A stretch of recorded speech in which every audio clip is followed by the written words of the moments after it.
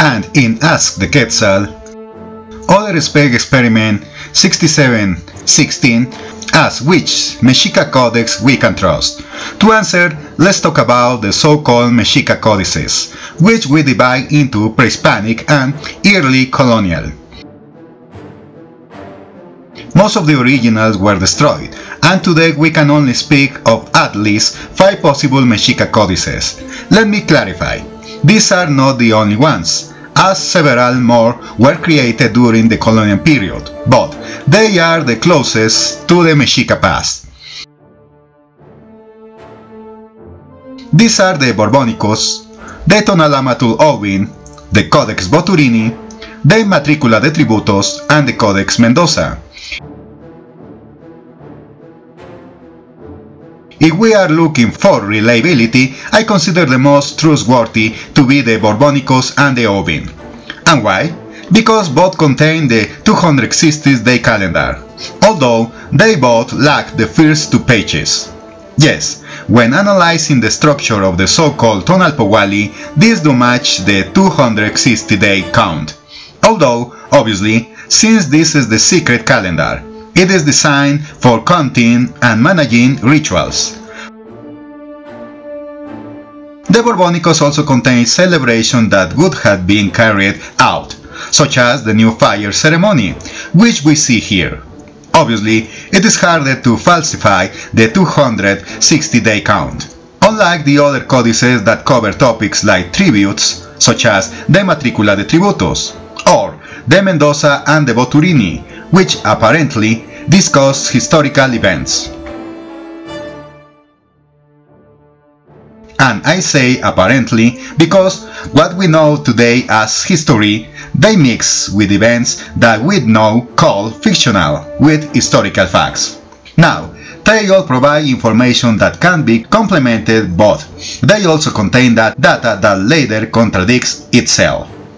The Boturini, the Borbónicos, the Ovin, and the Matricula de Tributos may be copies of older documents, and if this is true, how faithful the copy was to the originals.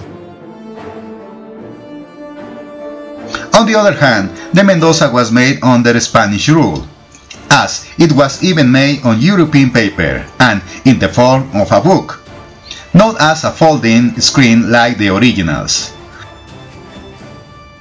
Regarding the Ovin, there is doubt that it may have originated from Tlaxcala and, therefore, might not be purely Mexica.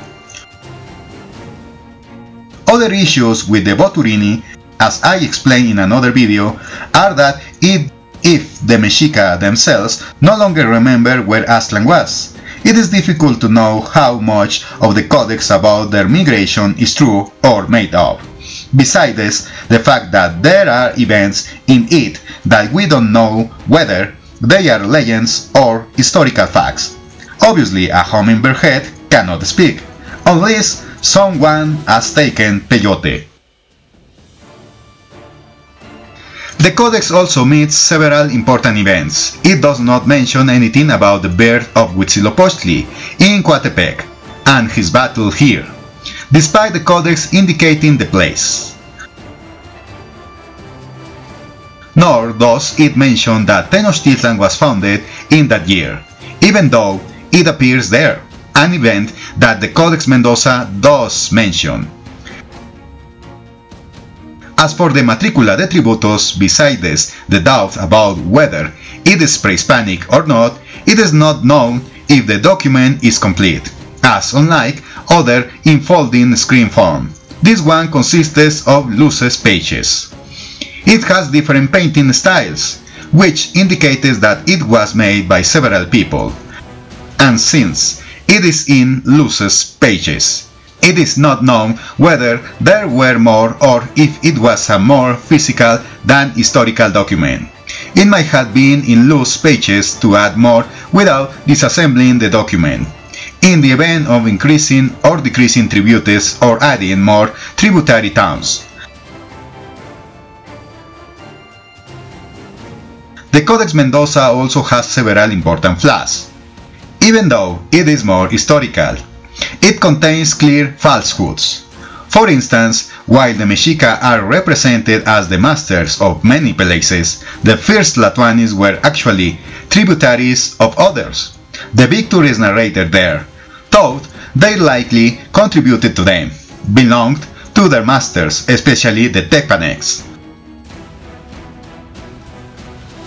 Moreover, although it mentions most of the Mexica Tlatoanis, it omitted two, Cuitláhuac and Cuauhtémoc. The last Tlatoani depicted was Moctezuma Xocoyotzin, omitting the last two.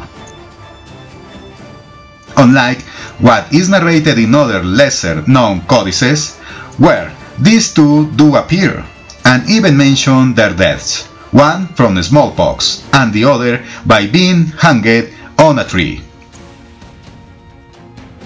Therefore, if we are very scrupulous due to their origin, who created them, whether they are copies or originals, the topics they cover and many internal and external factors, no codex has 100% narrative certainty, but when complemented, they do provide a lot of information, precisely to know how accurate or contradictory they are with each other. And you know the drill. If you have questions, ask the Quetzal.